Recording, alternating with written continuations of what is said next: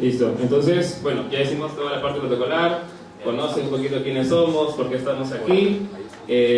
No sé si por ahí José Daniel quiere algunas palabras más del evento, ¿no? Empezamos directo con el panel entonces. Voy a cargar las preguntas que tenía aquí. Igual, si tienen preguntas, al final habrá un espacio para cada panelista. A ver.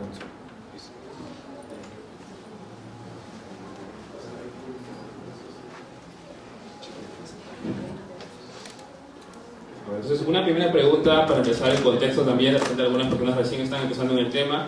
¿Qué cosa es inversión de impacto? ¿No? Por ahí, Nicolás, si puedes contarnos, se habla mucho de hay que invertir, no solo ahorrar, ¿no? Entonces, ¿por qué ahora la inversión de impacto ha tomado fuerza? Bueno, buenos días. Bueno, yo creo que una definición de inversión de impacto como tal, es, digamos, son esos temas que generan, digamos, o que responden a retos, digamos, sociales, a retos ambientales, ¿cierto? Que responden sobre todo a retos colectivos, que no son temas que tienen que ver solamente con inversiones individuales o con empresas o con intereses, sino que responden precisamente a esas necesidades colectivas, a esos retos de la sociedad y a esos retos también del medio ambiente. Creo que esa es, digamos, una definición central del tema. Ahora, el tema de impacto también se ha ampliado, ¿cierto? A partir de los objetivos de desarrollo sostenible, de todo este movimiento, digamos, de los objetivos 2030, de la sostenibilidad. Creo que se ha ampliado mucho más la concepción de inversión de impacto. Antes era un poco más ambiental, más hacia la huella de carbono, más hacia algunos temas. Ahora también hablamos de reducción del hambre, hablamos también de temas de género. Entonces creo que el impacto en los últimos años se ha ido conceptualizando, se ha venido ampliando, y hoy hablamos de nuevos temas de impacto precisamente. Uno de los temas, por ejemplo, que nosotros como Impulsa tenemos para este nuevo periodo de gobierno, por ejemplo, es lo que tiene que ver con la economía popular, con los sectores populares, ¿cierto? Que si bien siempre han estado ahí, han hecho parte de lo social, pues ahora los incluimos como un actor importante y con el cual pensamos también que se van a hacer diferentes proyectos, diferentes programas que tienen que ver pues con el tema de impacto. Entonces creo que hacia allá va pues un poco el concepto. Gracias, Nicolás. Andrea, desde tu organización, ¿cómo ven la inversión de impacto? ¿Cómo están tomando el tema?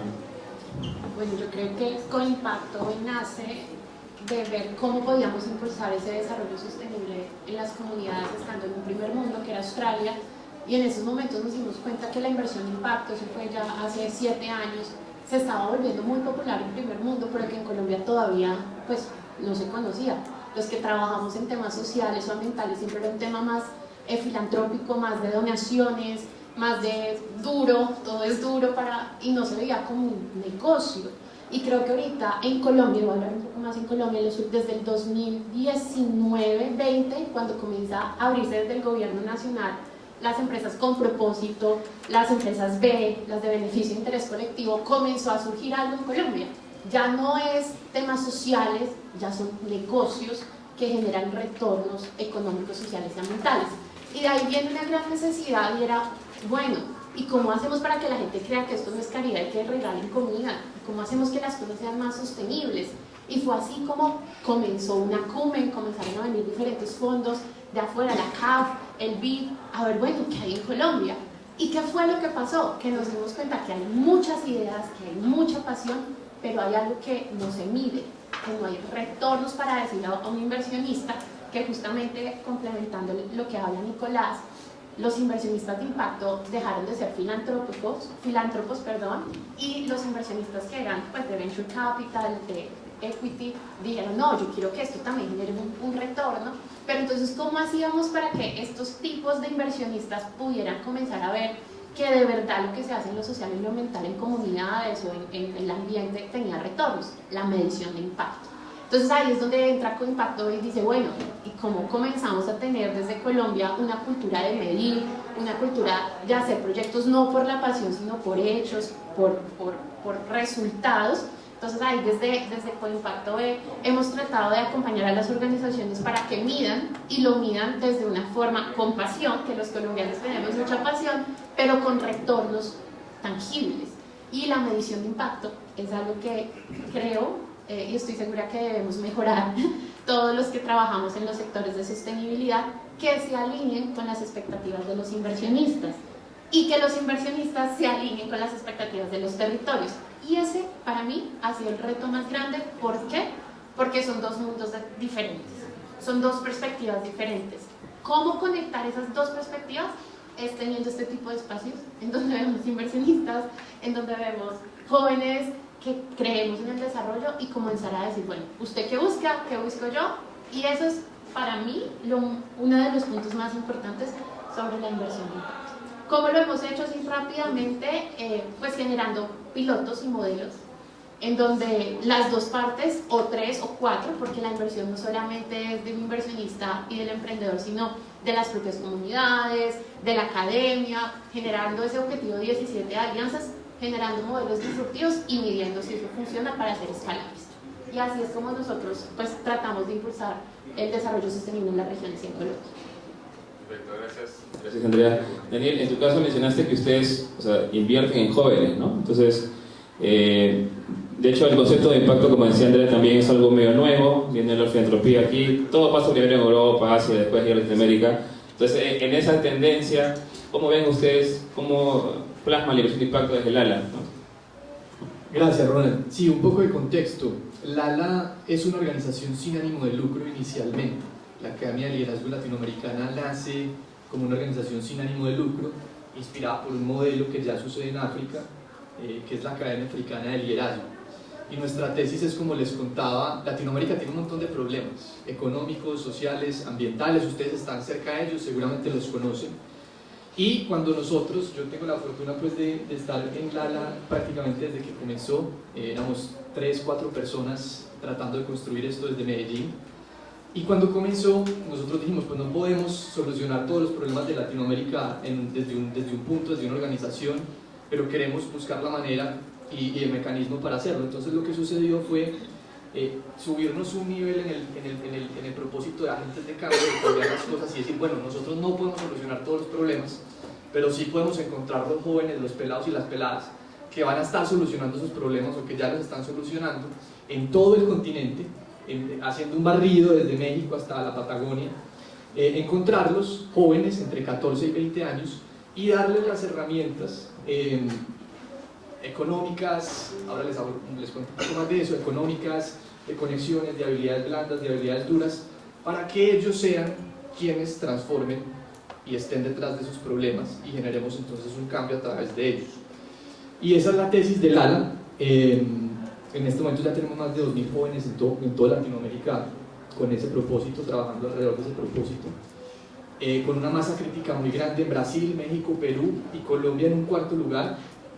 Colombia todavía lo queremos crecer bastante, pero hemos visto eso, que el cambio y la inversión se puede canalizar no solamente a través de los recursos, sino a través de la persona que va a estar atrayendo recursos de otro lado en algún momento, ¿cierto? Sino darle la herramienta a esa persona, las herramientas, la comunidad, las cosas, para que cuando le llegue esa inversión o le lleguen otras cosas, pueda generar entonces los cambios que queremos ver.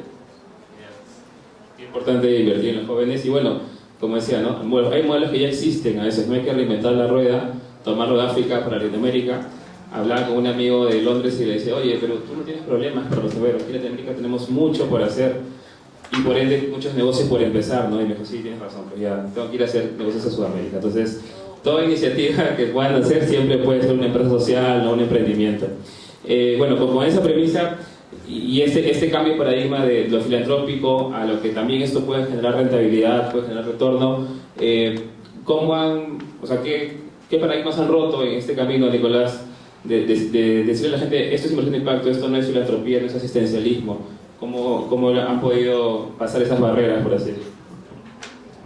Bueno, yo pienso que ha sido como un desarrollo como tal también, digamos, de todo el sistema, ¿cierto? Digamos que, como decía Andrea, un cambio también en los inversionistas, ya no solamente buscan un tema filantrópico y no también de retorno, pero eso también se ha dado del lado de los emprendedores. Hace un tiempo uno hablaba con un emprendedor, por ejemplo, y el tema de impacto era un tema marginal, o te lo decían, bueno, eso tiene impacto ambiental, no, sí tiene impacto ambiental, eso sí, pero digamos no te mostraba como decía, y eso tiene impacto de de género, no, sí, sí lo tienen, pero tampoco te lo decían. En este momento uno habla con muchos emprendedores y de entrada te dicen, mira, el impacto ambiental es que esto reduce la huella de carbono en tanto por tanto, le aplicamos a que las mujeres impactadas en términos de género sean tanto, o sea, tienen ya muy claro cuáles son esos impactos, han venido introyectando también el tema del triple impacto que nosotros hemos venido, digamos, impulsando, que los emprendimientos tengan un impacto social, ¿cierto?, en la sociedad, en la comunidad, que tengan un impacto ambiental y que obviamente tengan también un impacto económico en la vida productiva de las comunidades. Entonces creo que desde ambos lados se han venido dando estos cambios. Ya también digamos que las organizaciones, las asociaciones, todos los tipos pues, de entidades que trabajan en estos temas, pues también se han vuelto, digamos, conscientes de que el tema de que se genere también una productividad, que se genere una rentabilidad, una sostenibilidad, es bastante importante, porque precisamente muchos de estos emprendimientos, muchas de estas iniciativas, pues se quedan en el camino por falta de sostenibilidad, ¿cierto? Muchas veces era la inversión de, digamos, de un empresario o de gobierno en un primer momento, y luego ya después de andar un tiempo la iniciativa de impacto pues quedaba ahí porque no había un nuevo inversor. Entonces creo que ya la gente también es muy consciente de que cuando se hace un proyecto, cuando se hace un programa, el tema de sostenibilidad es bastante importante, y de entrada pues lo van, digamos, incluyendo en todo el proceso de planeación. Entonces yo creo que ha sido un proceso de lado y lado, un proceso de desarrollo que se ha venido dando, pero que ha cualificado también el ecosistema y las relaciones que se dan tanto entre inversionistas como entre emprendedores o personas que tienen pues, este tipo de proyectos. Gracias, Nicolás. En tu caso, Andrea, de repente como emprendedora, pues uno primero buscaba fundaciones, pero ahora también tienes que hablar con inversionistas, ¿no? Ese cambio, ¿puedes contar un poco? Uy, yo creo que es súper difícil. Voy a hablar como emprendedora social. Me acuerdo mucho cuando comenzamos con soluciones de agua, llevando soluciones de filtración a La Guajira. Era una lucha muy grande, porque en ese momento lo teníamos, era un modelo más fundación, y era mucho dolor. Éramos, pero no, tenemos que tener pues todos los gastos, y un momento a otro dijimos, no, hay que cambiar esto.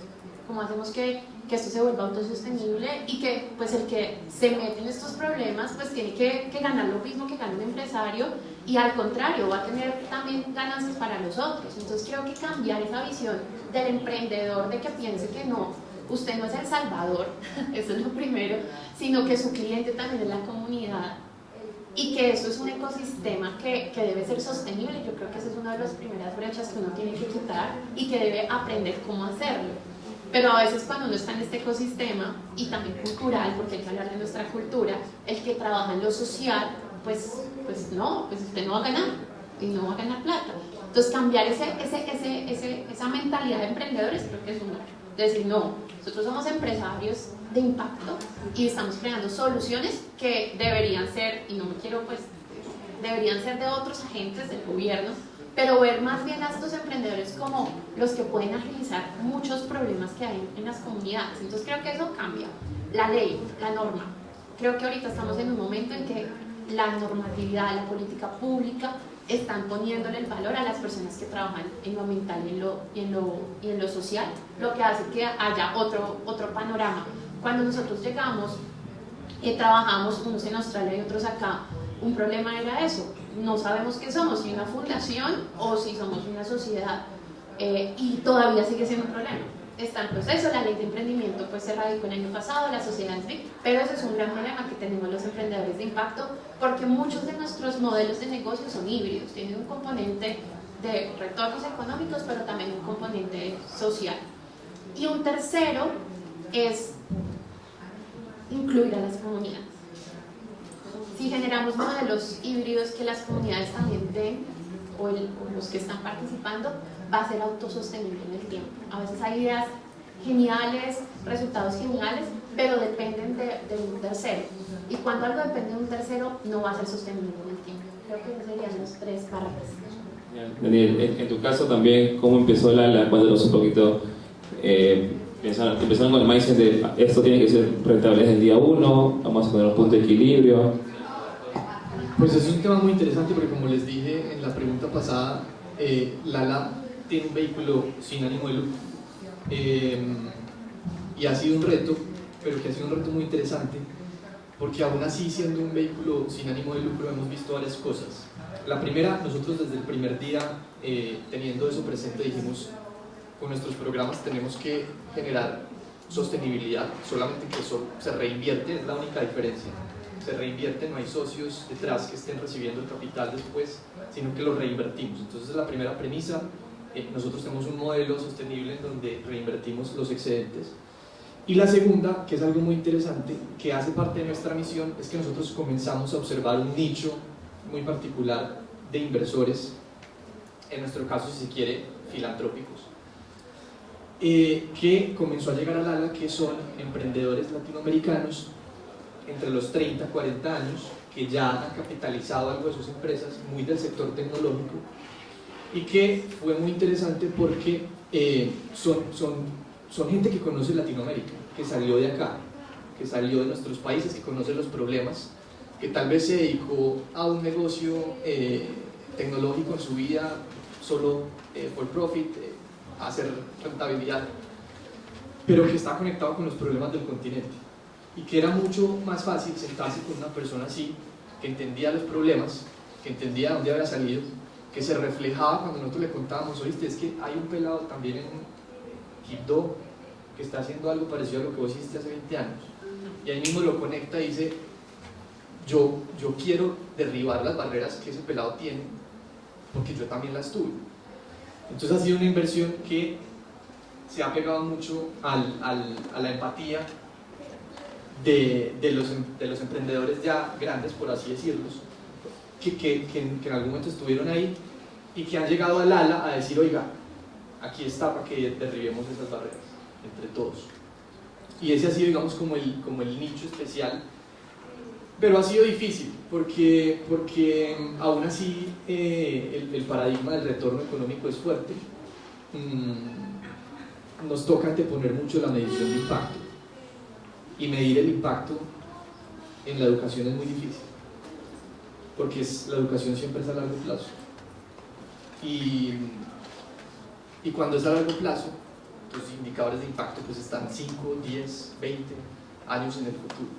Entonces ha sido un reto también, pero lo hemos sabido llevar, y al final, entonces cerrando, si se dan cuenta, lo que queremos hacer nosotros es, no sé si han escuchado alguna vez el concepto de flywheel o un círculo virtuoso, en donde queremos que el pelado que está hoy en Quibdó haciendo, como en el ejemplo, haciendo lo que está haciendo, dentro de 20 años vuelva a hacer lo mismo, y que cuando vea 20 años atrás se refleje a él, y con los problemas que tengamos dentro de 20 años sea él quien nos siga ayudando a funcionar la rueda, y así irnos hasta adelante. Chévere. Claro, es ese modelo donde tus mismos egresados luego se vuelven tu fuerza, ¿no? De cambio, tu motor. Vamos a conocer un poquito más al público. ¿Pueden levantar la mano quiénes son emprendedores? Emprendedores, casi la mayoría. Inversionistas, VCs. ¿Alguien interesado en invertir? Ahí tenemos un invitado. La preguntaba para también orientar mejor las preguntas, ¿no? Y ya vamos a pasar a preguntas del público también, para ir un poquito cerrando esta introducción. Ya que lo mencionaste, Daniel, acá tengo unas preguntas preparadas, pero al final lo hemos hecho siendo muy flexible ahorita. ¿Qué es lo que buscan, no? Ya que el público es más emprendedores y ustedes también interactúan con inversionistas, con VCs, ¿qué están buscando actualmente los inversionistas de impacto, ¿no? Los VCs, cuando conversan con ellos? Y después un poco, Nicolás. Bueno, yo creo que este tema pues es demasiado amplio, ¿cierto? Digamos, porque el mismo tema de impacto pues tiene muchas áreas, muchos matices, ¿cierto? Pienso que dependiendo del tema o del sector en el cual uno hable, pues se busca una cosa diferente. Por ejemplo, en temas de sostenibilidad en este momento, en temas ambientales, lo que es transición energética, lo que son soluciones para el tema, digamos, ambiental, pues en términos del agro, lo que tiene que ver con el tema de la reducción del hambre o del tema alimentario, ¿cierto? Hay unas grandes tendencias en cuanto al tema de impacto. El tema de jóvenes también, por ejemplo, es un tema que es una tendencia importante. Entonces creo que hay diferentes tendencias en las cuales pues los inversores fijan sus intereses dependiendo pues de la vocación o de la entidad que representan, pero digamos que las tendencias que uno logra identificar sí tienen que ver con esos temas: transición energética, digamos, soluciones a las grandes problemáticas sociales. Objetivos de desarrollo sostenible también marcan en gran parte todo lo que tiene que ver con el tema de inversión de impacto. Y pues soluciones también a temas como el tema de los jóvenes. Ahora hay un tema también importante, eso, el tema de del desplazamiento laboral o el tema que está generando, digamos, la tecnología en el empleo. Creo que ahí también hay un tema grande que se tiene que solucionar desde la inversión de impacto. Entonces, como decía, es dependiendo mucho del sector y el inversionista, pues que se define como cuáles son los factores a tener en cuenta. Entonces, Andrea, ¿pueden contarnos en qué área tiene más experiencia y por dónde van las tendencias, ¿no? El inversionista qué está pidiendo, exigiendo? Bueno, estamos en un momento de la tecnología que está un boom. Creo que ahora se está buscando mucho lo que es la sostenibilidad, cómo generamos soluciones de alto impacto escalables que tengan componentes tecnológicos adaptados a contextos. Entonces creo que eso es algo que se está buscando mucho, pero reflexionando y viendo cómo ha sido ese proceso de emprender un inversionista, depende del momento en el que estés. Creo que hay que comenzar a ver tu idea cómo está, en idea, en consolidación, en escalabilidad. Entonces en cada momento van a buscar una cosa totalmente diferente, pero algo que sí estoy segura y que me encanta la tesis que tiene Lala es ese equipo de trabajo, porque es que los inversionistas no están invirtiendo en la idea en su 100%, están invirtiendo en el que soluciona la idea y el proyecto que está detrás y el equipo que está detrás de ese proyecto. Entonces, en experiencia, nuestros primeros inversionistas no fueron de acá. Eso nos pasa mucho. Los inversionistas casi siempre, o donantes, o personas que creen en uno, son personas que están afuera. Entonces, a nosotros, ¿qué nos pasó? Yo decía, ¿y ellos por qué nos están dando recursos? Es porque creen en el equipo que está detrás. Y eso fue lo primero que nos dijeron. Si ustedes aman lo que les gusta, crean en ustedes, que la idea se va transformando. Si vemos modelos como Lean Startup, se van transformando de acuerdo a las necesidades, pero el equipo es el que se fortalece. Entonces, lo primero que yo diría es, ustedes invierten en el equipo, por eso veo que Lala tiene una tesis súper importante, pero también es como eso que ustedes hacen es escalable. ¿A cuántas personas pueden llegar? ¿Cómo pueden crecer? ¿Y qué retornos van a tener a largo plazo? El inversionista de impacto mira y tiene un riesgo, o sea, sabe que es difícil, pero si tiene un retorno económico y social ahora, pero tiene una proyección financiera a largo plazo, pues dan la plata sabiendo que, pues, que no cuentan con ello. Eso es algo que yo siento que es en donde también veo que hay mucha movilización de recursos en agrotech. Creo que la agricultura, y más en Colombia, es uno de los primeros espacios en los cuales inversionistas de afuera vienen. También el tema de tech, educación con tecnología, dado la pandemia se movió mucho. Y un tercero que está muy potente es fintech, todo lo que son financiero, inclusión financiera. Esos tres para mí es lo que más he visto. Obviamente todo el cambio climático, transición energética, pero creo que se va para otro tipo de organizaciones, empresas mucho más robustas, empresas más hacia la organización. Eso no quiere decir que nosotros, si estamos en una etapa temprana, no lo podamos hacer. Bien, gracias, Andrea. Claro, en general, cualquier inversionista, incluso las startups tecnológicas, siempre te dice que invertimos en el equipo, no en la idea. La idea, como dice Andrea, siempre cambia, el producto también. Entonces, no es la excepción la inversión de impacto, ¿no? Entonces, Diego, Daniel, qué bueno que estás aquí. ¿Cómo miden a las personas, ¿no? A la hora de cómo evalúan este equipo? ¿Quiénes sí, quiénes no? ¿Y quiénes invierten? Cuéntanos un poquito. No, pues estoy totalmente de acuerdo con todo lo que han dicho. Es un tema súper amplio y con lo que decías también de que se invierten las personas primero. Y quisiera acomodar también algo más desde una perspectiva de Lala y también personal, como emprendedor y emprendedor social en dos ocasiones. Lo primero es como desarmar el problema. La inversión y todo el proceso de inversión es un proceso asimétrico entre las dos personas. ¿Por qué? Porque el inversor lo hace todos los días, 10 veces al día, y uno como emprendedor lo hace una vez al año, una vez cada 2 años, cuando necesite levantar una ronda. Entonces, de entrada hay un proceso asimétrico en donde yo enfrento el problema como emprendedor de una manera distinta como lo está enfrentando el inversionista. Entonces, desbaratar desde ahí el problema y entender como si esta persona lo está haciendo 10 o 15 veces al día, sentarse con personas como yo, ¿qué necesita saber que las otras 14 no le hayan dicho? ¿O qué necesita ver de mí? y de la idea y del equipo. Y ahí voy al otro, que es el equipo. Los validadores, que es parte fundamental del problema también de la dinámica de inversión. ¿Qué validadores? Y aquí cuento una anécdota.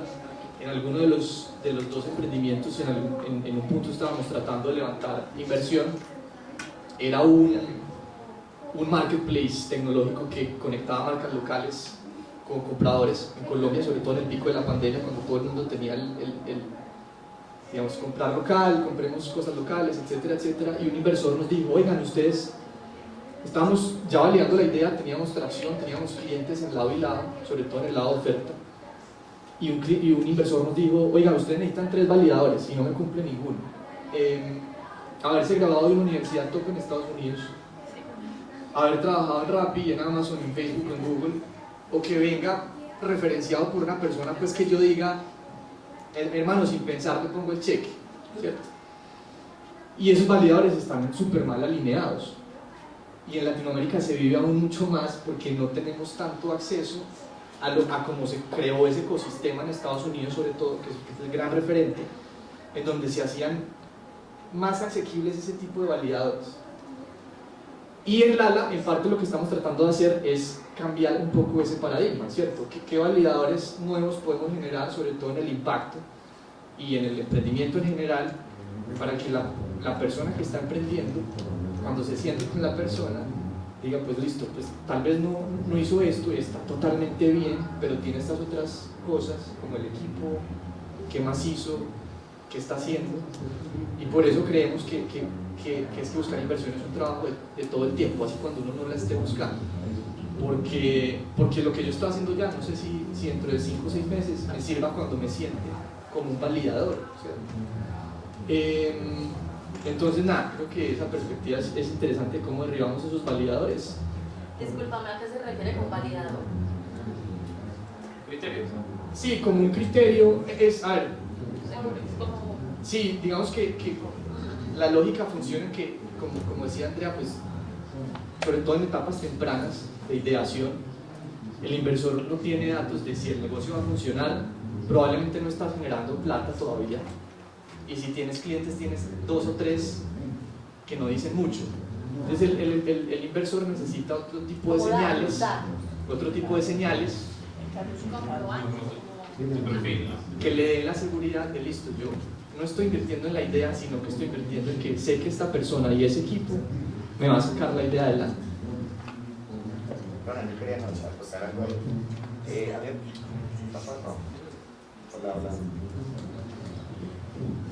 yo considero también que hay unos factores un poco, digamos, más subjetivos que a veces, digamos, tendemos a no tomarlos mucho en cuenta, pero que son fundamentales en quién invertimos y en quién no, ¿cierto? O en quién se hacen las inversiones. Y lo he visto mucho en mi trabajo, ¿cierto? Y uno de esos aspectos tiene que ver también con las competencias del emprendedor. Muchas veces he visto el emprendedor ya sentado con el inversor, con una buena propuesta, con un buen proyecto, pero en el momento que le dicen: bueno, ¿y cuál es la tasa de retorno? ¿Cómo vas a hacer el marketing digital de tu negocio? ¿Cuáles son los inversores? Ahí digamos que el emprendedor a veces no tiene las competencias suficientes, y eso hace que muchas veces este tipo de relacionamientos pues no tengan los suficientes resultados.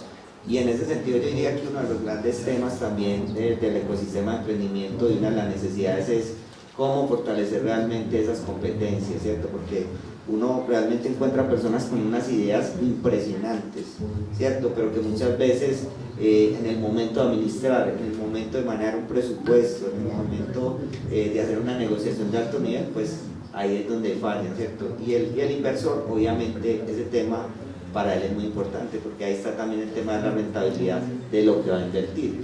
Entonces creo que ese tema es bastante importante, creo que hay que hacer esfuerzos en ese sentido. Nosotros desde Impulsa hemos hablado incluso cómo fortalecer esto en los colegios, ¿cierto? ¿Cómo hacemos para que los muchachos, desde que están en bachillerato, más allá de pensar en un empleo, también piensen en ser emprendedores, en ser empresarios? Y ese es un tema que hay que empezar a hacer y que otros países ya lo están haciendo, porque son conscientes de que este no es un tema que se aprende de la noche a la mañana, o que yo voy a decir mañana voy a ser el empresario exitoso y lo voy a lograr, sino que es todo un proceso. Y bueno, ya el conocimiento y las competencias son pues bastante importantes. Tengo algo adicional, y es Creo que cuando hablamos de inversión todos decimos plata, siempre, pero también es saber en qué momento estás. Yo en estos momentos, y lo digo personalmente, no estamos buscando inversionistas equity o venture capital, nosotros buscamos otro tipo de inversión, es diferente. Entonces comenzar a uno reconocer en qué estás y qué necesitas. Muchas veces necesitamos es un buen mentor financiero. Por ejemplo, eso es lo que nosotros estamos buscando, alguien que sepa mucho de la banca, porque estamos metidos en una solución de inclusión financiera que puede ser ilegal y que puede haber captación de dineros y que uno por querer hacer el bien terminas en la cárcel. Entonces hay veces que los emprendedores pensamos solo en la plata, pues porque obviamente, pero cuando viene un inversionista y te dice, ¿para qué la vas a usar? No tenemos ni idea. Entonces, eso que habla Nico y que habla también Dani es súper importante tenerlo en cuenta. A veces nos aceleramos porque alrededor toda la gente está que rondas de capital, que estoy levantando, que rápido, porque los emprendedores siempre estamos llenos de mucha información, pero es saber en qué momento estoy y qué necesito, son como las claves para saber. Y en la inversión de impacto tenemos desde Finance Grants, eso se llama Finance Project, proyectos por finanzas, tenemos también donaciones, ya después vamos a un tema de Venture Capital, Equity, hay Equity Free, entonces hay diferentes mecanismos que en realidad yo les aconsejaría, porque cuando uno está emprendiendo y más social, porque no solamente es su emprendimiento, sino tiene comunidades, naturaleza, medio ambiente, que se vayan por todo lo que son grants. Hay una página que se llama acp.gov.co, que están todas las convocatorias, es del gobierno, están todas las convocatorias, hay un montón de recursos y a veces los recursos ni siquiera se desarrollan porque los emprendedores no sabemos. Hay fondos, hay otro que se llama Initiative Global Funding, que es inglés y también están en DC, que tienen etapas de emprendimientos que dan fondos. Entonces, si usted está en idea, tienen hasta $250,000, si usted está en escalamiento tanto, pero hay algo que sí les tengo que decir y es que la mayoría de convocatorias y todo le muestran a ustedes que muestren esa proyección de impacto. ¿Y eso cómo se hace? Eso se llama la teoría del cambio. Un marco de cambio, ¿cuál es ese cambio que usted busca? Y ahí comienza usted a medir. No necesariamente tiene que medir ya, como lo decía Daniel, porque pues el impacto se mide a corto, mediano y largo, pero sí comenzarnos a preparar en esas habilidades para que de verdad tengamos los conocimientos de, según nuestra etapa de emprender, cómo recaudar esos fondos para hacer sostenibles. Gracias, Andrea. Vamos a conocer un poquito más al público. De todos los que son emprendedores, ¿cuántos son early stage? ¿Un año, 2 años con su emprendimiento? ¿Pueden levantar la mano? Ya, 4 o 5 años. Está variado, perfecto. Entonces, en estos primeros 5 años, bueno, ya sabiendo en todo caso que el equipo es lo más importante en general en cualquier tipo de inversión, de startups tecnológicas, startups de impacto, luego de tener esto saldado, ¿no? De tener buenas competencias, un equipo sólido, ¿cuáles son las métricas que hay que presentar a los inversionistas, ¿no? ¿En qué están interesados ellos en revisar? Lo que no se mide no se mejora, pero también es complicado medir algunas cosas. Sí, vuelvo pues como al tema, pienso que es muy amplio, pero digamos que pues en términos de impacto yo pienso que es como a qué reto responde, ¿cierto? ¿Cuál es la magnitud de esos retos a los que responde el emprendimiento o la empresa que se esté haciendo? Y a partir de eso pues digamos que se toman las decisiones, ¿cierto? ¿Cuál es el reto al que responde? ¿Cuál es la magnitud de ese reto? ¿Cuál es el impacto social que genera, ¿cierto? En términos puede ser de género, de medio ambiente. Pienso que esa es, digamos, la primera parte que el inversionista pues analiza, y ya lo que decía ahorita, ¿cierto? Términos de rentabilidad, términos de sostenibilidad, y también, digamos, perdón, apenas estaba hablando el despertador, estaba la pastilla. Entonces sí, diría que básicamente son como esas dos variables, lo social. Volvemos al tema del triple impacto, ¿cierto? ¿Cuál es el impacto social que tiene ese emprendimiento? ¿Cuál es el impacto económico, ¿cierto? No solo para el emprendedor, sino también, digamos, para toda la comunidad o para la zona donde eso se desarrolla. ¿Y cuál es el impacto ambiental, ¿cierto? Y más allá de eso, si hay, como decíamos ahorita, si hay un equipo viable, potente para el tema, y si también hay claridad, digamos, en términos de lo que hablábamos ahorita, de la sostenibilidad del negocio. Creo que esos son como los temas importantes. Obviamente hay también otras variables, por ejemplo, la variable de género es vital en cualquier proyecto, en cualquier programa que se haga ahorita. Si no incluye variable de género, pues ahí hay una gran falta. El tema ambiental tiene que ser también transversal a todo eso. Entonces esas son variables que se suman también a lo que analiza un inversionista, pienso yo, pues a la hora de hacer la inversión. Sí, normalmente ambiental, huella de carbono, ¿no? En género, ¿cuántas mujeres tenemos en el evento? Es bueno que casi mitad, por ejemplo, ¿no? Bueno, con respecto a indicadores y con respecto, hay un indicador que se lo súper recomiendo y la guía está en español, se las podría compartir, que se llama el Social Return on Investment, el SROI, que es el retorno de inversión que se hacía normalmente en los inversionistas, y era como cuantificamos en plata las acciones que tú estás siguiendo en tu teoría de cambio. Entonces tienen un protocolo súper chévere en donde ustedes se van preparando y van teniendo algo que es súper importante, porque nos pasó muchas veces, cuál es ese alcance. Es que cuando uno emprende tiene demasiada pasión y quiere cambiar todo, ¿no? Miles de ideas, pero entre más enfocado usted tenga claro cuál es ese alcance, cuáles son esos objetivos de impacto, mucho más fácil va a ser cuantificar esos retornos y también gestionarlo a la hora de hacerlo. Entonces el SROI es uno súper bueno y tiene una metodología súper práctica. A mí, pues en realidad es el que nosotros utilizamos más, pero también hay diferentes mecanismos y dependerá del tipo de inversión y del protocolo que tiene el inversionista. Entonces hay unos indicadores que se llaman los IRIS, que son más para inversionistas. Ya estos protocolos ya tienen como que buscan por cada una de los enfoques. Entonces estamos hablando de temas ambientales, huella de carbono, huella hídrica, huella de aire, porque hay un montón de huellas. Entonces y tienen unos indicadores específicos que ustedes van a poder ver, pero también la Agenda 2030, y eso también es algo que nos encanta enseñar, y es la Agenda 2030 tiene unas métricas globales, pero también los planes de desarrollo territorial tienen unas departamentales y municipales, y hay unas metas y unos objetivos específicos. Ponerse uno a ver qué es lo que está buscando el gobierno de la Agenda 2030 le da también a ustedes señal para dónde van las inversiones y para dónde va el interés de los inversionistas. Hay más indicadores, hay otro que es el del London Benchmark Initiative, que depende, hay otro para minería, hay otro según el campo que se van dando. Entonces lo que hay que, les invito es en qué campo están, qué tienen, y desde el diseño del proyecto, y es que eso es algo que nos debería diseñar, debe estar diseñada transversalmente la medición de impacto y la teoría del cambio, porque eso no solamente es para buscar inversión, de nuevo, es para que podamos hacer bien las cosas, planificar e implementar de una forma ágil, y que no sea al final de no hacer un proyecto 2 años y cuáles fueron los resultados y cuáles fueron los impactos, que eso es lo que nos pasa a la mayoría. Daniel, en tu caso, la educación ha cambiado mucho, ¿no? Antes de pandemia, ahora es híbrida, remota, el boom de la SECTEC, ¿no?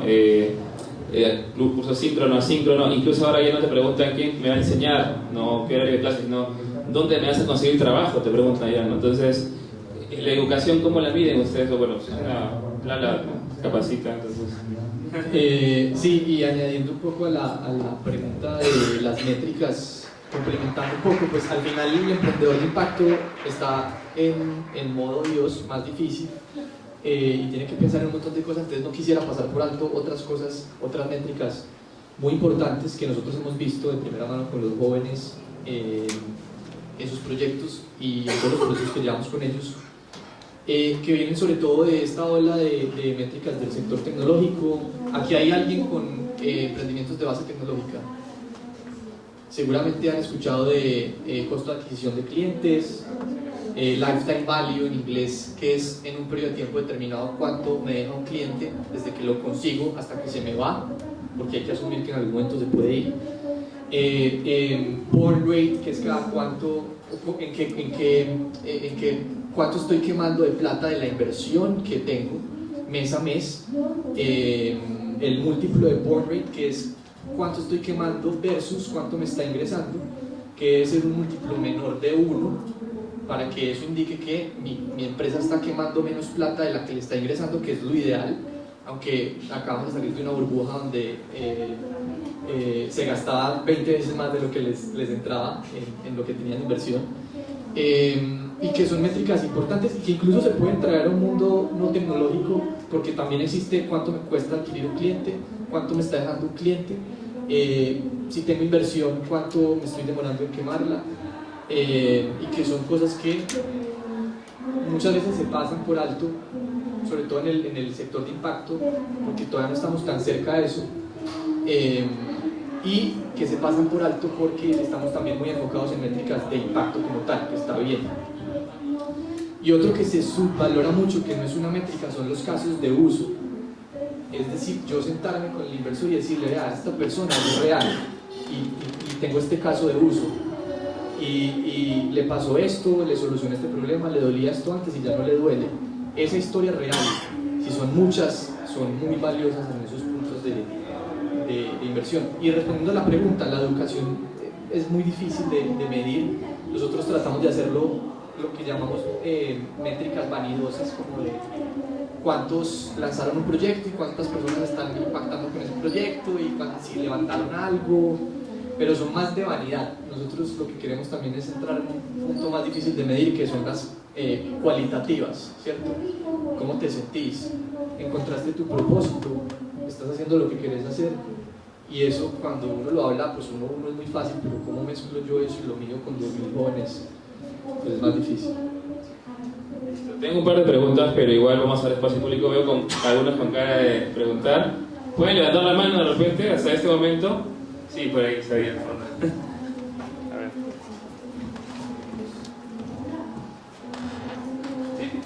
Bueno, hola, buenos días. Mi nombre es María del Pilar Mejía, soy líder de economía circular en Andercol y bueno, estaba en el mundo del emprendimiento e innovación hace mucho rato. He vivido la experiencia pues, de emprender y conozco muchos emprendedores de impacto. Ahorita decían el tema de hay que invertir en el equipo, pero muchas veces nos quedamos sin gasolina. El equipo se queda sin gasolina, sobre todo para este tipo de proyectos donde los resultados se ven en un largo plazo. ¿Qué hace un inversionista frente a eso? O sea, ¿cómo es la espera? Porque finalmente es un inversionista. Por ejemplo, yo en este momento estoy en un proyecto en Andercol de reciclaje molecular, en donde es altamente en investigación y desarrollo y una inversión súper alta. Entonces, pero eso llevado a comunidades indígenas, llevado al Amazonas, llevado incluso a territorios más pequeños donde los impactos no los vemos en un mes, en un año, se necesita más tiempo. ¿Qué pasa ahí frente a lo que piensa y hace un inversionista?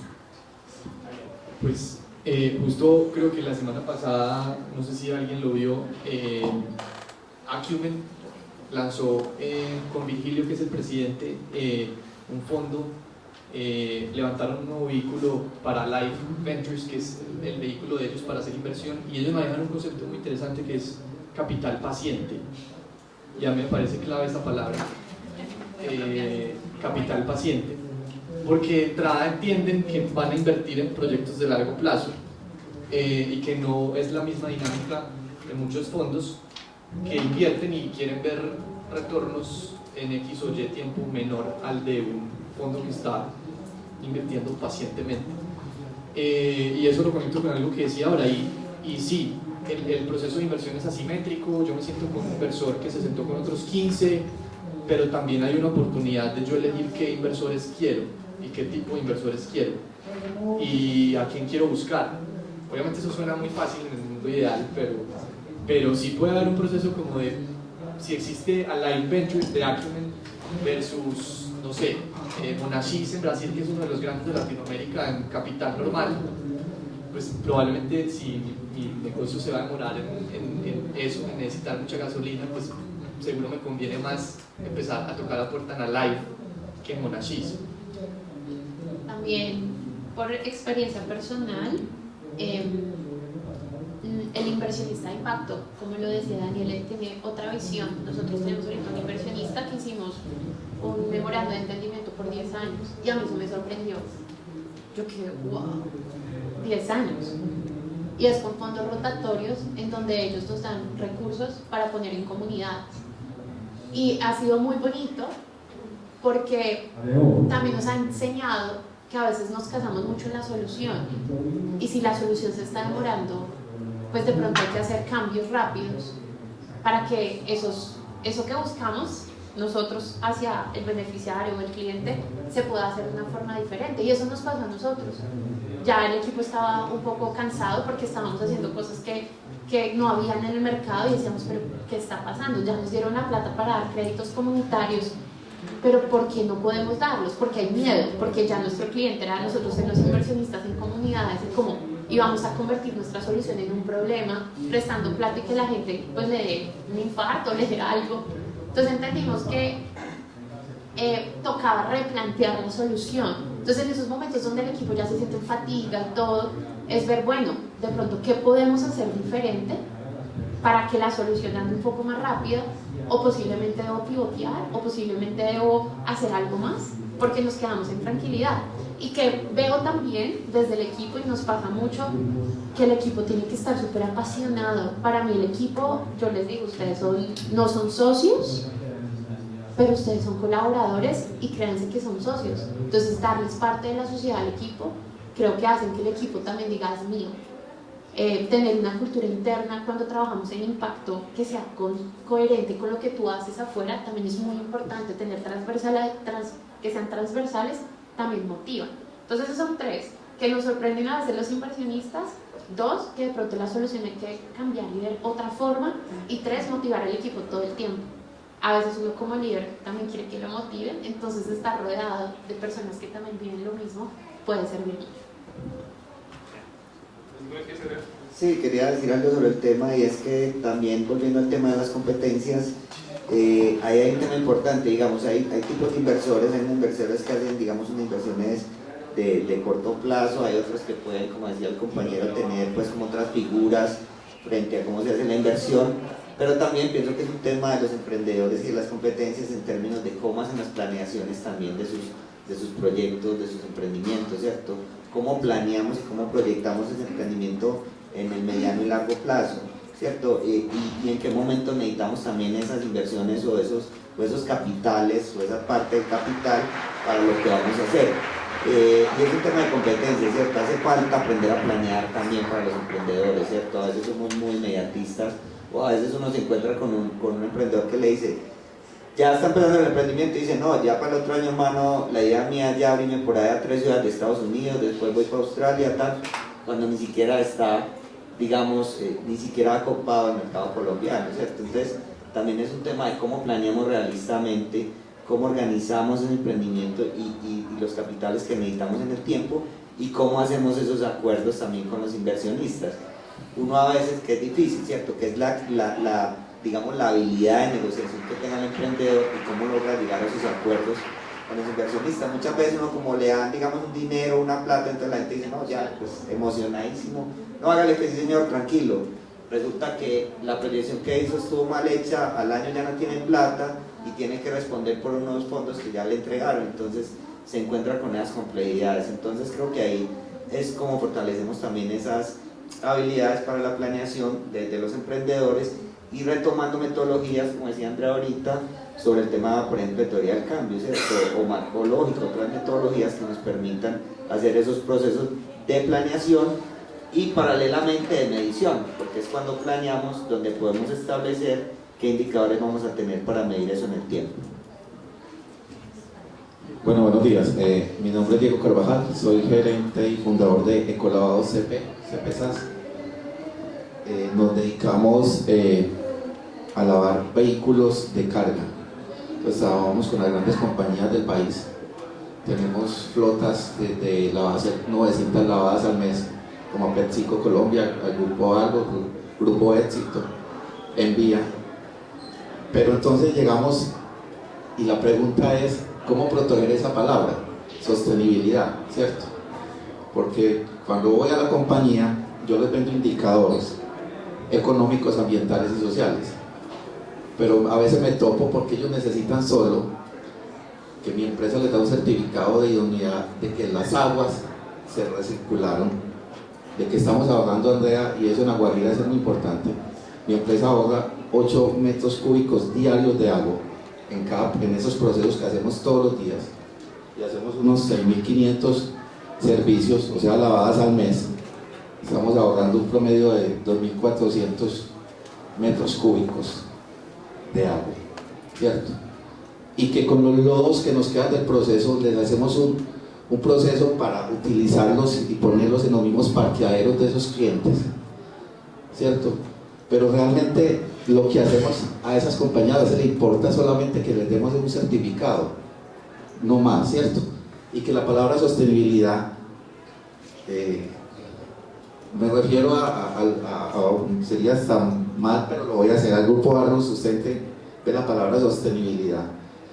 Pero cuando uno entra a las entrañas de las empresas, y no solo de ellas, a la zona que manejan los residuos, sean sólidos o líquidos, ve que esa palabra obviamente la utiliza como un caballito de batalla o para cumplir, ¿cierto?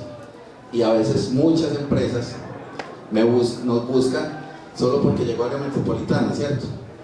Y les digo, no, es que acá no pueden hacer el proceso, o lo hacen afuera, y cuando lo hacen afuera lo hacen con un tercero que obviamente no cumple, porque en el negocio que estamos, el 93% de los lavaderos de vehículos, de los millones de vehículos que tenemos en el país, son ilegales, y que el 98% ninguno cumple la norma.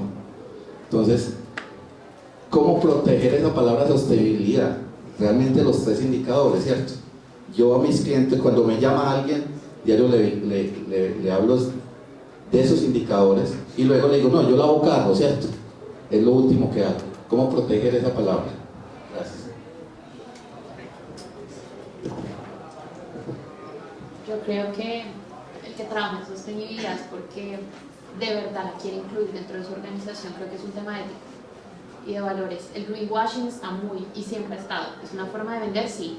La sostenibilidad ahora se ha vuelto una forma de hacer bonitas campañas y lo que se llama el greenwashing, pero eso también viene de la ética de la empresa y de lo que a ti te identifica y es tu propuesta de valor al final. Y yo lo voy a hacer un poco romántico, a veces soy un poco romántica y me gusta hacerlo. Y es que en este mundo hay personas que hacen las cosas y otras que no. Y eso es lo que vamos a tener siempre. Pero también es contar esa historia. Cuando uno tiene sostenibilidad no es solo indicadores, es esa historia detrás.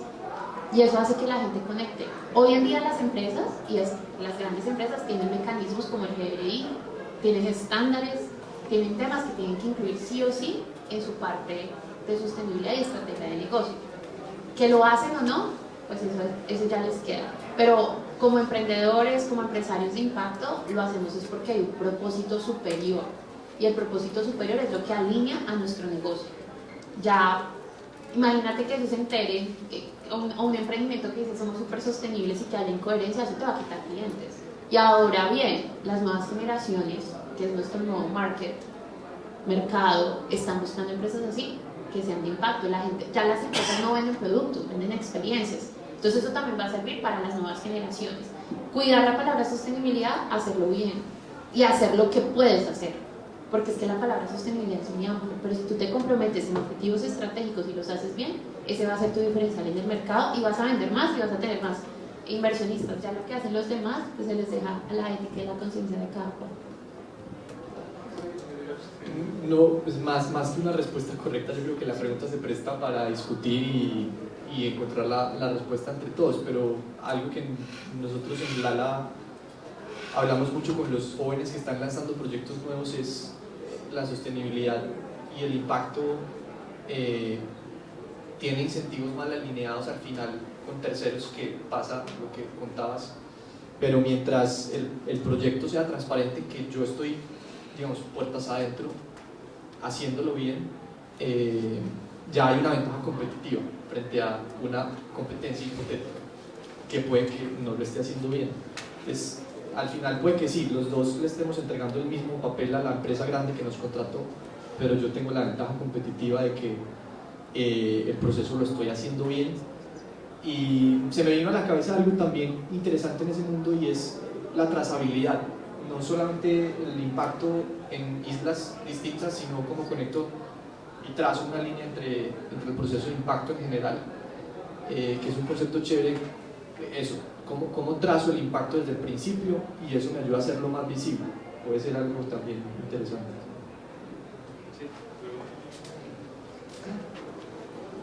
Buenos días, me presento Hernán David Pérez. Tengo un desarrollo que tiene casi un año, que es una aplicación para digitalización de procesos en la industria. La industria nuestra sigue trabajando con lápiz y papel, y adicionalmente me gustan mucho todos estos temas tecnológicos y escribo en el periódico La República un poquito sobre eso.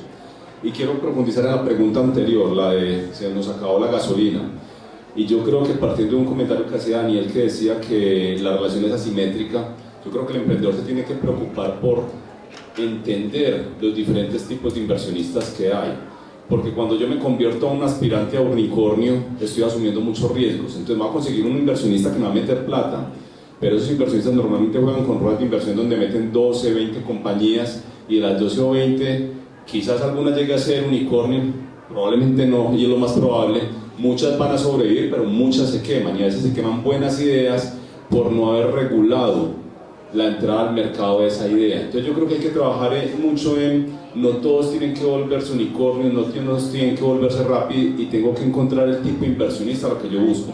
Y han surgido dos tendencias importantes alrededor de las startups. Ya muchos inversionistas dicen, yo no quiero tener aspirantes a unicornio, yo quiero tener cebras o camellos. Las cebras son una tendencia que salió por allá en el 2018 en Estados Unidos, donde decían, oiga, necesitamos compañías que sean sostenibles, ¿sí?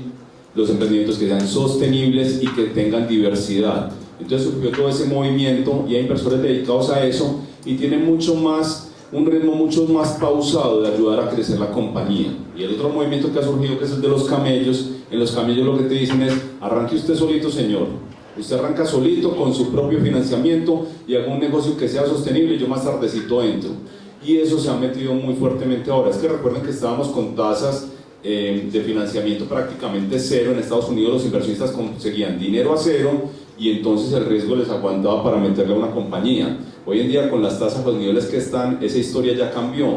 Entonces las startups tipo camello, tipo cebra van a jugar mucho. Entonces el mensaje es, yo tengo que regular un poquito la ambición, porque a mayor ambición, mayor riesgo, y a veces una buena idea se muere en el camino por no haber sabido escoger quién iba a ser mi partner. Es que el inversionista es mi partner, es el que me va a llevar de la mano.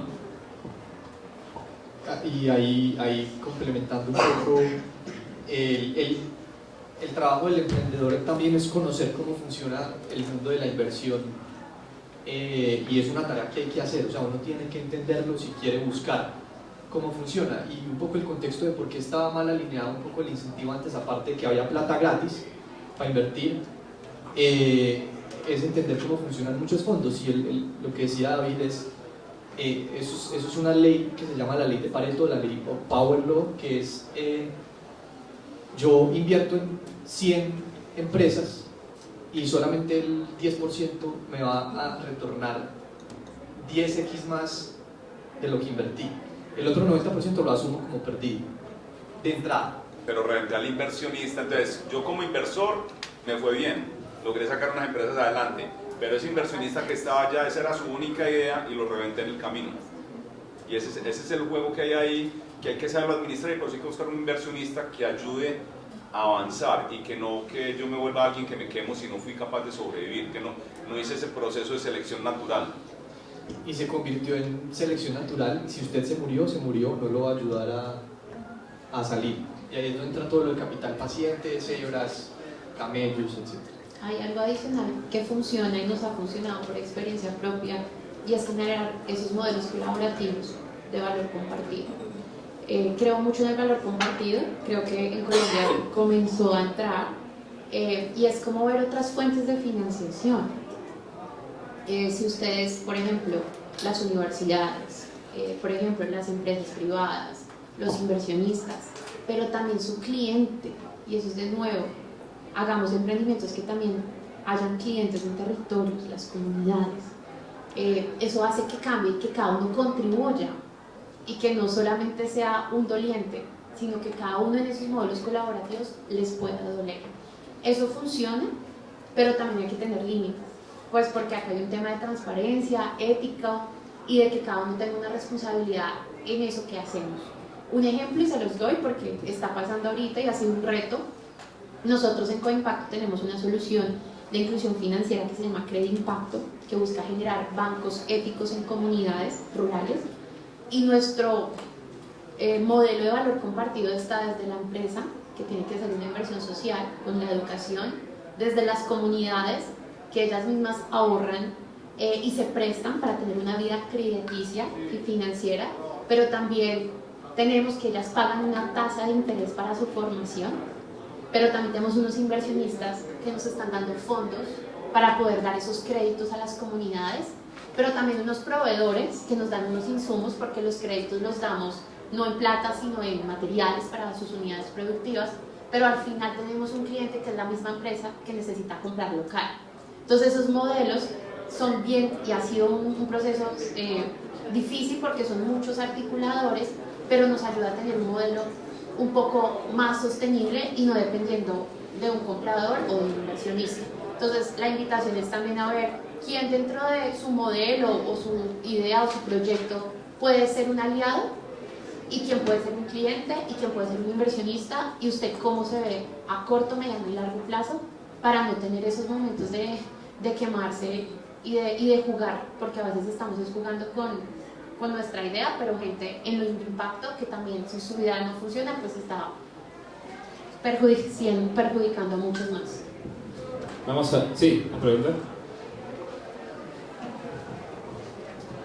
Buenos días a todos. Mi nombre es Fernando Colmenares, yo soy de la Universidad Cooperativa de Colombia. Bueno, muchas gracias por este excelente panel, aprendiendo muchas cosas acá y muy, digamos, relacionado con todo esto que están haciendo ustedes. Yo me desempeño como director del Instituto de Investigación en Ingeniería y precisamente lo estamos haciendo muy diferente desde una perspectiva más interdisciplinaria. De hecho, no solamente tenemos ingenieros ahí, sino también psicólogos, sociólogos, antropólogos, y el trabajo con comunidades requiere, digamos, de esa forma, ¿sí? Y bueno, yo tengo pues dos puntos acá. El primero es cómo ustedes trabajan con la comunidad para verdaderamente entender su requerimiento, ¿sí? O sea, desde la voz de la comunidad y de los diferentes stakeholders, no solamente la comunidad, sino también del inversionista, del gobierno, incluso local, internacional, y también de la misma academia, porque me imagino que en algunos proyectos involucran personas de la academia. Cada uno tiene sus prioridades, como usted lo ha mencionado bien acá. Incluso mirando un poco la academia, la prioridad es publicar artículos, no tener los impactos, y eso es lógico cambiar porque se convierte en un conocimiento muerto, ¿sí? Y hacia allá vamos, ¿no? Para ir cambiando todas estas partes. El tema de los TRLs o modelos de madurez hay que tenerlo lógico presente. Me gustaría saber eso primero, y segundo, hablaban de tener cuidado con las inversiones, ¿no? O sea, ¿dónde vienen los fondos? Que no resulte uno del afán de, llamémoslo así, me disculpan, de buscar los resultados rápidos y terminamos en falsos positivos, con todo el respeto, ¿sí? Involucrados en cosas que no queremos. Y yo veo mucho esa tendencia en los territorios con el tema de regalías. Entonces no sé cómo ustedes manejan eso o evitan, porque a veces se lo ponen a uno así en bandeja de plata. Muchas gracias. Justo la siguiente pregunta era sobre sostenibilidad financiera, ¿no? Hablamos mucho del cambio climático, pero a veces uno como emprendedor social piensa que es gratis todo, ¿no? Para el usuario, para la comunidad, pero ¿dónde puede encontrar esa sostenibilidad, ¿no? Pues casi alineado la pregunta, también podemos aprovechar de repente. ¿Quién quiere empezar? No, muchas gracias por la pregunta.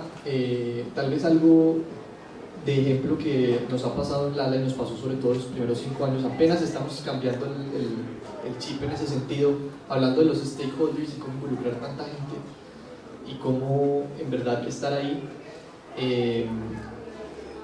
Sobre todo cuando uno piensa en impacto, pues se da cuenta que tiene muchos actores relevantes: la sociedad, el sector público, el sector privado, los clientes, la comunidad. Y a nosotros nos pasó eso y dijimos, pues vamos a enfocarnos en unos. Queremos generar un impacto, pero no podemos abarcar todo. Entonces nos enfocamos en la comunidad de jóvenes, de alumnos. Omitimos el sector público. ¿En qué sentido? Trabajar junto al sector público requiere un motor interno muy grande en preparación. Pues no sé si aquí alguien ha hecho alguna vez algún proceso de licitación, hay que tener 20.000 cosas, que no está mal, pero para alguien que está empezando, un equipo limitado, capacidad humana limitada, nosotros dijimos, está bien, pero lo vemos como una etapa. Ese stakeholder lo vemos como una etapa. En este momento no, en este momento nos enfocamos en comunidad y en involucrar stakeholders que nos permitan un input de tiempo más pequeño con un output más grande. Y ahí fue donde llegamos, por ejemplo, a toda la lógica de encontrar emprendedores que entendían el modelo, involucrarnos en la comunidad como stakeholders y enfocarnos en entonces impacto con la comunidad, con los jóvenes y con ese espacio, ese nicho específico de inversores iniciales. Y ya justo en el año 5 que cumplimos el año pasado, ya por primera vez sí, con un equipo más grande, con más capacidad, ya sí empezamos a pensar, listo, cómo trabajamos con el sector público y cómo empezamos a abrir un poquito esa puerta porque ya tenemos más capacidad para hacerlo. Bueno, creo que la pregunta es clave, más cuando hablamos de impacto. Para nosotros las soluciones las hemos diseñado con la comunidad y eso ha sido un cambio no desde el escritorio sino con los mismos usuarios, usando metodologías ágiles como Lean Startup, Design Thinking, centrado en el humano, diseño centrado en el humano, para poder reconocer si lo que nosotros pensábamos que era un problema de las comunidades, y eso surgió que llegáramos de primeramente entregar agua gratis a que ahora ellos compren los paneles solares y la energía, porque el problema real era yo no me siento parte y no tengo plata, era siempre lo que nos decían, y ahí fue como comenzó a evolucionar pues la idea. Entonces al principio es trabajar con las comunidades, con ese stakeholder, después nos dimos cuenta que cada uno de los que están en este ecosistema, por ejemplo la academia, también tiene unos objetivos estratégicos, entonces era cómo vemos que se sumen y que lo que hagan no se les vuelva un gasto sino un retorno para sus objetivos estratégicos, y eso se pudo lograr con acuerdos de colaboración. Muchos de ellos no son que sean clientes en plata, pero sí en manos de obra y en capacidad, y eso se ha generado un modelo colaborativo muy bonito con las universidades, pero también con un doliente que les duele, que son las empresas. Todo lo que es nuestras empresas, se podrían decir nuestro segmento de empresas son las de hidrocarburos y minería, por un tema que la mayoría de comunidades indígenas y comunidades rurales son las más afectadas en ello, y sabemos que tienen unos recursos de inversión social que con años y años se han invertido en territorios pero que no pasa nada. Entonces también hay un doliente que es la empresa, y se lo mostramos como una oportunidad de invertir sin gastar mucho pero haciendo el bien porque la comunidad lo necesita. Y ya el sector público, me uno a Daniel, nosotros pues en la zona donde más estamos, que es la Guajira, es una zona que todos conocemos que es una zona de muchísima corrupción, y pues ha habido propuestas, lo tengo que decir, muy grandes de crecimiento empresarial, pero ética. Creo que la ética, cuando uno trabaja en propósito, gana, y en el tiempo vendrán esas oportunidades. Y sí, nos ha tocado decir el cómo voy yo, no puede decir porque no podemos hacerlo, y hay muchos temas políticos en cualquier organización en la cual uno toma la decisión, y pues otro stakeholder que creo que es muy importante que deberíamos ver todos y que se está al alcance de todos son organizaciones que están afuera. Cuando estas organizaciones, nosotros tenemos inversionistas que son propias fundaciones, las fundaciones también invierten porque son fundaciones más amplias, donde tienen unos valores, y con ellos también nos dimos cuenta que lo que buscaban era que sí se diera el impacto y que lo midiéramos, y tenían unos indicadores, entonces nos alineamos a lo que buscaban. Entonces esto es todo un tema que requiere tiempo y que no se da de la noche a la mañana, pero que si se hace estratégicamente, qué es lo que busca cada stakeholder y lo puede alinear a su solución, puede ser una forma de avanzar mucho más rápido y generar no el impacto solamente a la comunidad, sino también a cada uno de los participantes, que pues sería el stakeholder. Eso por ese lado. Y la segunda pregunta era, si me tuviste otra pregunta, se me escapó. ¿Sí? Bueno, sobre este tema de cómo entender las comunidades, quería decir algo, y es que hay una particularidad, digamos, en este momento pues por el cambio de gobierno y por lo que eso implica en las instituciones públicas y todas las transformaciones que se dan a partir de un nuevo enfoque de gobierno. Particularmente impulsa, en los años anteriores estaba muy enfocado a los emprendimientos de base tecnológica, a las startups, a todos estos temas de base tecnológica, y digamos que los gobiernos anteriores casi que el programa estaba muy hacia la apuesta de poder impulsar esos temas sin dejar de lado pues otro tipo de emprendimientos tradicionales.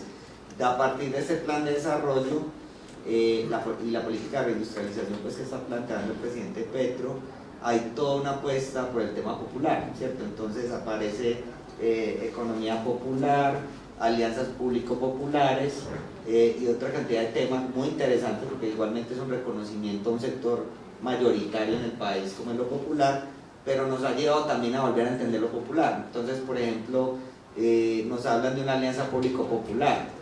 Eso suena muy sencillo, pero es difícil usted hacer una alianza desde el Estado con una acción comunal o con un comité de trabajo barrial.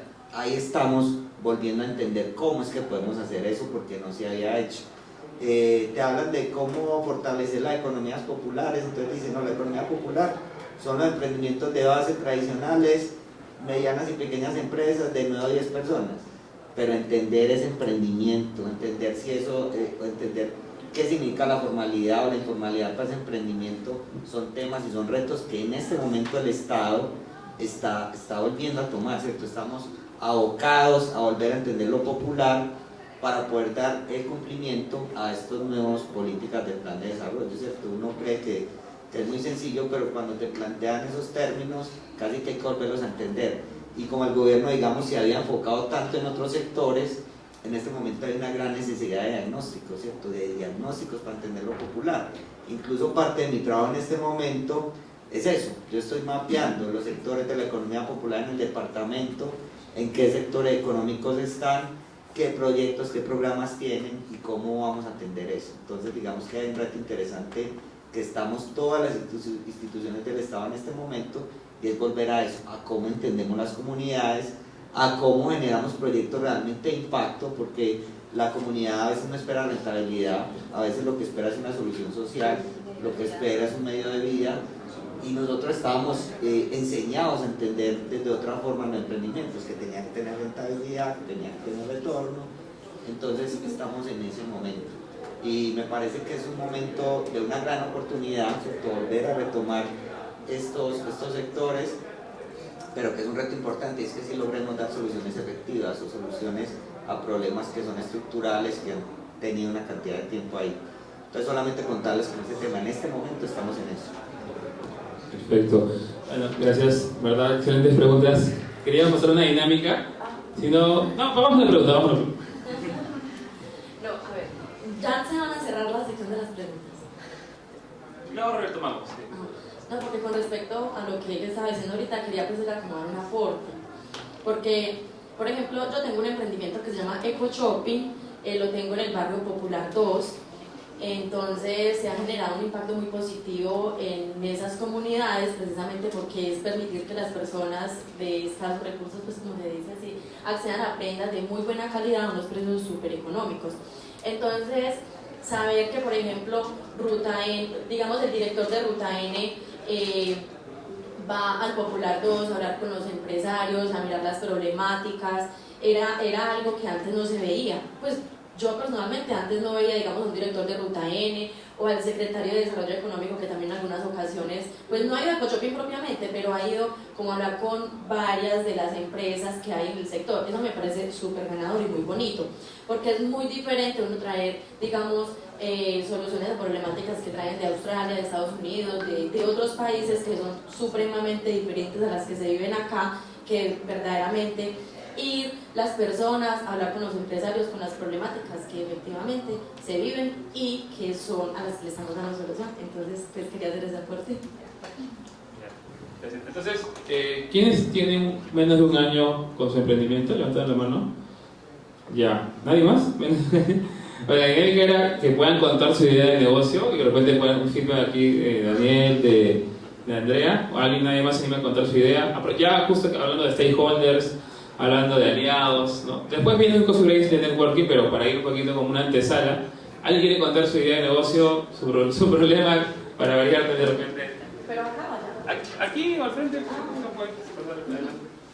Y todos de repente se nos ocurren ideas también. Pero entre 5 minutos no entre. El de un minuto. Un minuto. Ay, bueno, mucho gusto. Mi nombre es Lucía Salazar. Yo vengo del emprendimiento EcoShopping. Llevamos 6 años pues, en el mercado. Lo tenemos en el barrio Popular 2. Estamos generando un impacto muy positivo en el medio ambiente porque la industria textil es la segunda más contaminante del mundo después del petróleo. En Medellín diariamente se van 47 toneladas de ropa usada al relleno sanitario. Nosotros en el año 2021 rescatamos 42 toneladas de ropa usada y en el año 2022 rescatamos 62 toneladas. Ayer mi hermana estuvo en el relleno sanitario y ustedes se van a asustar con la impresionante cantidad de residuos que se van al relleno sanitario. Son 3.600 toneladas que se van al relleno sanitario diariamente. Entonces nosotros estamos atacando pues esta problemática desde la raíz porque instalamos unos contenedores en diferentes puntos estratégicos de la ciudad. Nosotros tenemos contenedores en urbanizaciones, en 100 urbanizaciones, pero también estamos en Ruta N, Parque de los Deseos, Uva de la Ilusión Verde en el Poblado, estamos en la ciudad administrativa en varias también con nuestros contenedores, porque la idea es que todas las personas en Medellín tengan un contenedor cerquita donde puedan depositar las prendas usadas que ya no necesitan y así nosotros fomentamos empleo para más de 80 mujeres cabeza de hogar que dependen económicamente de todas estas prendas que recogemos. Tenemos un contenedor digital, nos demoramos más o menos un año para desarrollarlo, ese lo tenemos en el Éxito de Puerta del Norte. Este contenedor tiene la capacidad de darle puntos Colombia a las personas a cambio de cada kilo de ropa que depositan ahí. Digamos, usted tiene 2-3 kilos de ropa, entonces los lleva a Puerta del Norte. Entonces esta es la primera prueba piloto del contenedor que tenemos, la idea es hacer más contenedores. Entonces las personas depositan estas prendas en el contenedor y a cambio se le dan los puntos Colombia. Y eso es como lo que es EcoShopping. Muchísimas gracias. Y el proceso. De las prendas, bueno, las prendas llegan, bueno, primero es la ruta de recolección por la ciudad, de las 100 urbanizaciones que tenemos y de las instituciones que les dije. Y llegan a la bodega, pasan por un proceso de lavado, etiquetado, de selección rigurosa y se comercializan en pacas para estas emprendedoras. Nosotros tenemos un promedio de venta de prendas desde 1.000 pesos, pongan cuidado, de 1.000 pesos hasta 10.000. Para que las emprendedoras sean las que revendan esas prendas y les vaya súper bien. Entonces nosotros a veces no tenemos tanto problema por las clientas, tenemos más problemas con el tema de concientizar a la gente, lo que me estaba diciendo ahí, o sea, educar a la gente es muy difícil, porque los resultados se ven en 10, 15 años. ¿Nosotros qué hacemos? En redes sociales, si quieren nos pueden buscar, ecoshopping.moda sostenible. ¿Qué hacemos? Campañas educativas en las urbanizaciones para incentivar a la gente. Mira, es que si usted bota un blue jean a la basura, eso se puede demorar 500 años, 400 años, o sea, dependiendo del material del que esté hecho.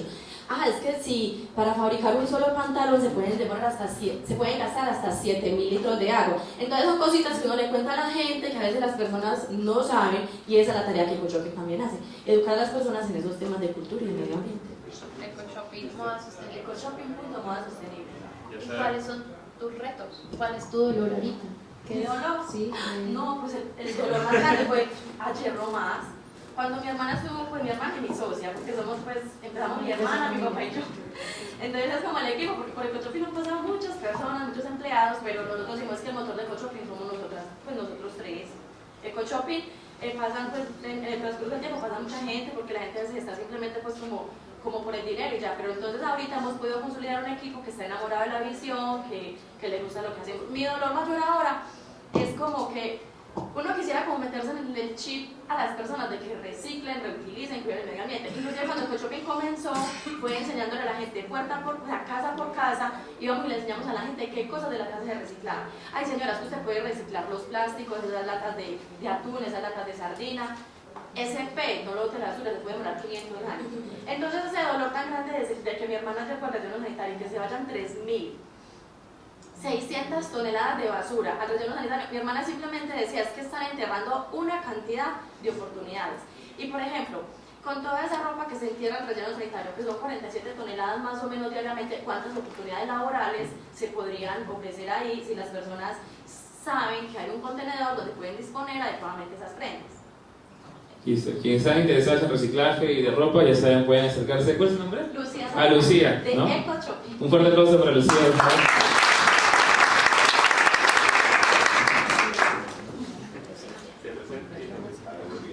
Buenos días para todos, mi nombre es Camilo Osorio. Nuestro emprendimiento está basado en el aprovechamiento de los residuos de la industria del café. Colombia es un país cafetero. Yo creo que de las cosas más positivas que nos representan en todo el planeta donde vayamos es que es el mejor café del mundo. Pero bueno, conocemos lo que es el commodity y ahí es donde nos conocen. Pero, ¿qué está pasando con los residuos del café? Datos del 2022, de producción real, fueron 12 millones de sacos de 60 kilos. Esto sería una proporción de 12 por 60 y cada kilo de ahí genera 10 kilos de residuo sólido que está altamente contaminando el planeta. O sea, este residuo está generando CO2, gas metano, óxido nitroso, está contaminando fuentes hídricas, está contaminando fuentes subterráneas, está modificando los ecosistemas, está modificando la salinidad de todas las fuentes hídricas. Entonces, pues, entramos nosotros, el emprendimiento se llama Usan Su Yes, o Usan Su, y venimos trabajando en este emprendimiento hace varios años, aún no ve la luz en el mercado, seguimos buscando aliados estratégicos. En este preciso momento estamos inmersos en una convocatoria con la Unión Europea que es buscando la circularidad de los plásticos. Encontramos que algunos residuos del café tienen moléculas poliméricas. Entonces ahora estamos aliados con lo que es la EAFID, el Instituto del Plástico en Colombia y el Instituto del Plástico en España, y estamos en un proyecto de investigación y desarrollo para obtener esas moléculas de todos estos residuos. No ha sido fácil el proceso, seguramente, pues si todos somos emprendedores conocemos que el proceso no es sencillo. Seguimos buscando estos aliados, estos inversores importantes, las empresas del Estado que puedan colaborar, entre ellas AREA ha sido un agente importante. Nos acercaremos un poco más a Impulsa con sus diferentes programas, contando con la orientación también de ustedes que ya llevan un buen tiempo buscando lo mismo, o desarrollándolo y tirándolo para adelante. Entonces, más que todo es este es nuestro emprendimiento. Buscamos posicionar y mejorar la marca Colombia, aparte del café, que el fruto del café no es solamente el commodity, sino también sus residuos. Perfecto. Ya saben, si están interesados en el reciclaje del café, pueden acercarse con Camilo. Bueno, mucho gusto, mi nombre es Camilo Molina. Yo aquí cumplo como dos funciones. Por un lado tengo una empresa que se llama Montesol. Nosotros hacemos productos de aseo personal sostenible, ya es una empresa que tiene 5 años en el mercado. Ya pues con los productos en Carulla, en Fedco, pues ya hace 2 meses lograron la primera exportación. Entonces digamos que entre los dolores y lo que queremos con Montesol es, bueno, aliados estratégicos, el tema de exportación, y pues obviamente los invito a seguir las redes sociales de Montesol, @Montesol Sostenible. Y por otro lado, yo trabajo en la Universidad de Medellín y soy el encargado de emprendimiento y desarrollo empresarial de la universidad. Entonces nada, buscando conectar oportunidades obviamente pues con las entidades, con el área metropolitana, con Impulsa, pues con todos los emprendedores, al menos pues de la Universidad de Medellín, pero también pues conectando pues con las oportunidades que hay en la universidad.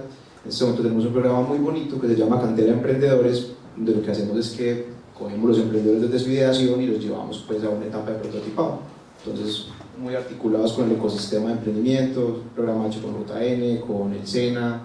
Entonces, nada, buscamos eso. Muchas gracias.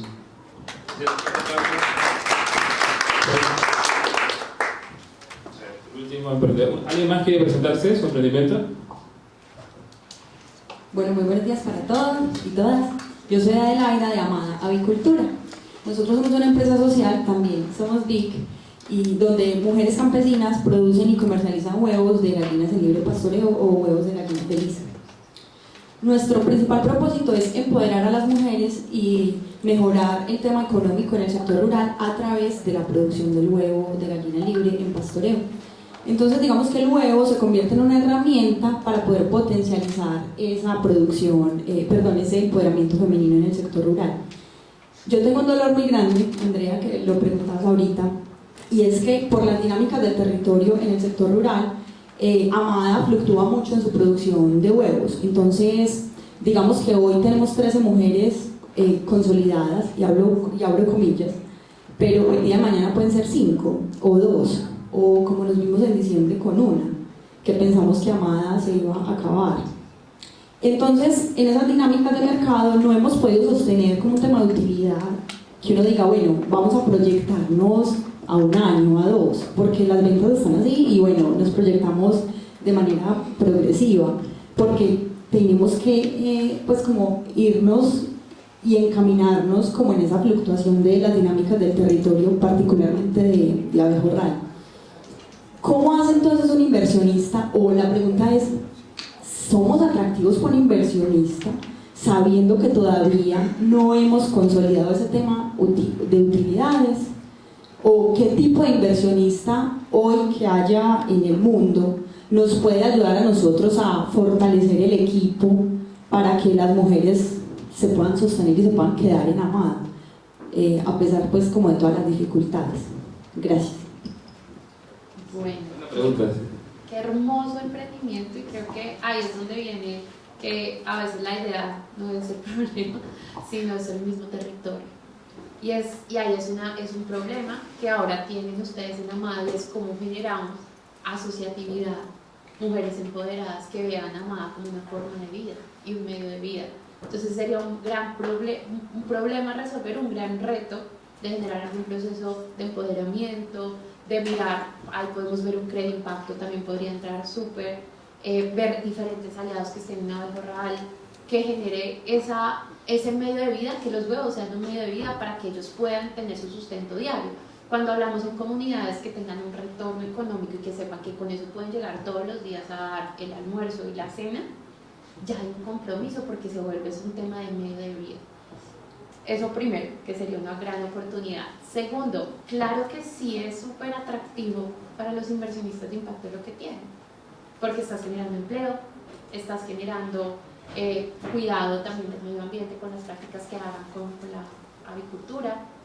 Tienes todos los elementos, son mujeres, tenemos 3 elementos, es dónde más bien. Entonces acá quisiera que todos anotaran para que eso fuese una tareita, la primera, que vayan a www.apccolombia.gov.co, Agencia Presidencial de la Cooperación Internacional, en donde hay varias APC, A de Andrea, P de Paola, C de casa, Colombia.gov.co.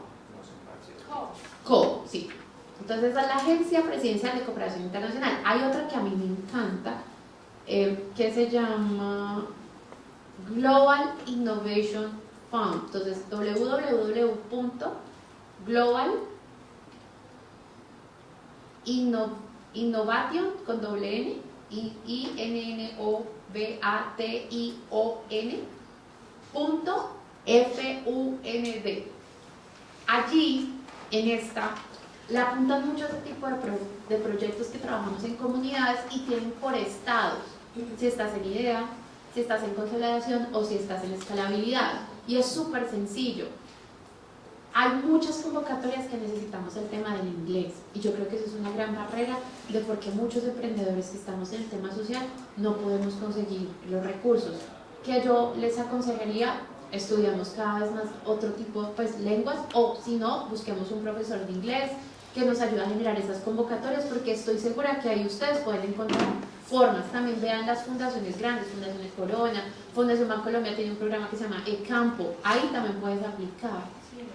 Ya han aplicado esta Fundación Ford. Bueno, creo que lo que hay son los recursos. Yo creo que no es un tema que no hay recursos para eso, sino que uno, como tiene tantas cosas como emprendedor, no sabe ni dónde ni cómo. Entonces ahí les dejo eso. Si sé más, pues ahí con Ronald les vamos pasando más, pero ahí bastante. Sí, dale. Bueno, igualmente otra tareita acá, pues ya que estamos en el tema, y es que visiten por favor la página de Se Emprende. La pueden buscar así en Google, Se Emprende, y les aparece la página que nosotros tenemos a nivel nacional.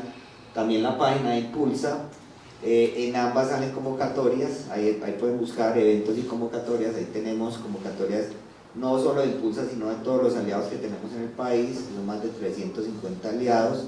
En este momento hay convocatorias interesantes Por ejemplo, está la convocatoria Crecer del SENA, tenemos también una convocatoria del éxito para que la gente pueda, por ejemplo, presentar allá en Marketplace sus productos, y también nosotros, digamos, pues como decía, estamos en el tema de economía popular, entonces nos interesan también propuestas o proyectos como los que decía acá pues la compañera. Entonces los invito a que visiten la página, ahí hay pues muchas posibilidades también de contrataciones con el Estado, ahí contratan operadores para diferentes programas, para diferentes proyectos, ahí aparecen pues como las convocatorias, y aparecen eventos del ecosistema, eventos como este, que digamos el hecho de ir a este tipo de eventos pues también obviamente te genera una cantidad de ganancias en claridad, en emprendimiento.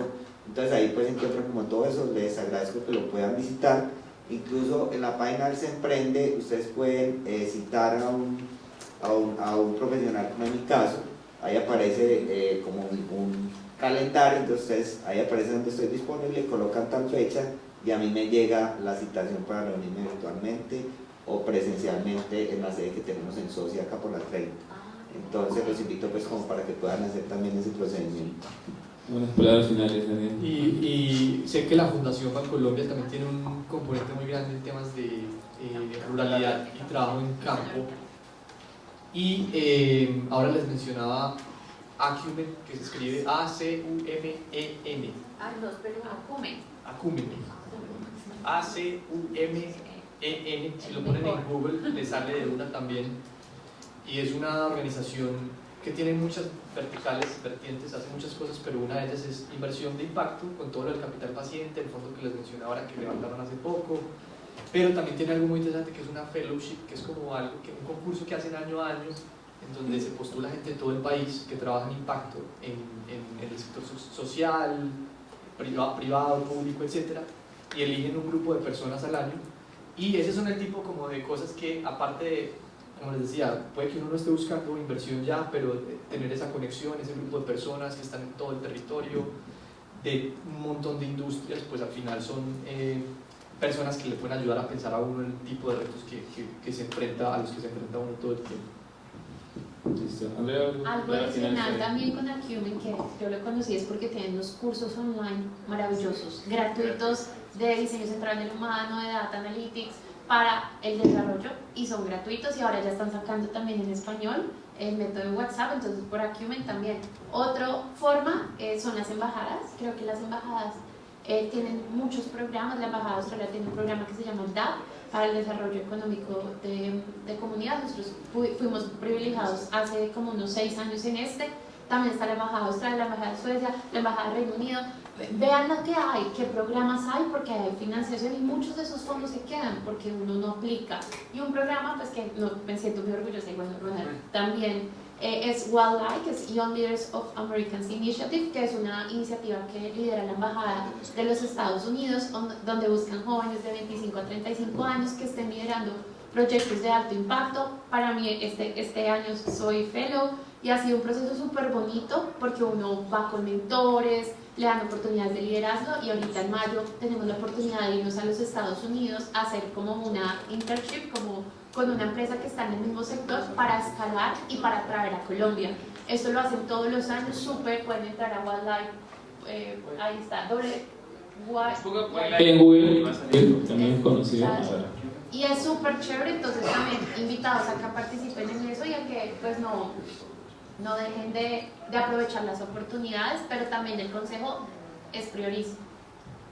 A veces tenemos tantas oportunidades que por tener tanto uno se explota, y priorizar en qué están, y también lo principal, cuidar el bienestar, porque nada nos sirve ayudar a los otros si no nos cuidamos a nosotros mismos. Bueno, levanten la mano aquí, se juega con información nueva, aprendió algo. Gracias por venir. Entonces, un fuerte aplauso para todos ustedes. Los invito a una foto delante de recuerdos, si nos acompañan para una fotito. Gracias. Y bueno, tenemos un coffee break luego para tener un poco de espacio de networking también, seguir conversando, conectando, pero siempre la fotito del recuerdo. Se ha venido aprendiendo algo, ¿no? Están familiarizados con todo. Excelente. ¿Cómo vas? Sí,